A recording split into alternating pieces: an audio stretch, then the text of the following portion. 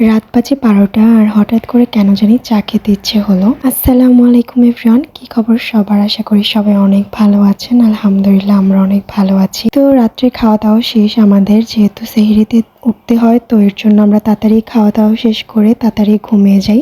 তো এখন বাজে প্রায় রাত ১২টা। তো কেন জানি আমার হঠাৎ করে চা খেতে ইচ্ছে হলো। তবে আমি কিন্তু মোটেও চা লাভার না। আমার চা তেমন একটা ভালো লাগে না, কিন্তু আমি চা মাঝে, মাঝে খাই। তো এই রোজা আসার পর থেকে একবারও আর চা খাওয়া হয়নি। তো কেন জানি মন চাচ্ছিল একটু চা খাই। তো আম্মুকেও জিজ্ঞেস করলাম, কিন্তু আম্মু খাবে না। তবে আম্মু কিন্তু চা লাভার। তো আম্মু আগে সেহরিতে চা বানিয়ে দিত। আম্মু খেত, আমাকেও একটু দিত। তো এবার আর খাওয়াই হচ্ছে না। তো ভাবলাম আমি নিজেই বানিয়ে খাই।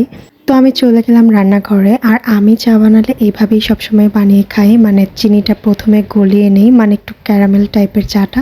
সেইটার স্মেলটা আমার অনেক ভালো লাগে। তো যার জন্য আমি এইভাবেই খাই। তো এই তো বানিয়ে ফেললাম, তবে পরিমাণ একটু বেশি হয়ে গেছিলো। আমি এত চা খেতে পারি না। যাই হোক, কে কে চা পছন্দ করেন বা চা লাভার আছেন অবশ্যই হাত তুলবেন। সবাই ভালো থাকেন, সুস্থ থাকেন। তো আজকের মতো এই পর্যন্তই। আল্লাহ হাফেজ।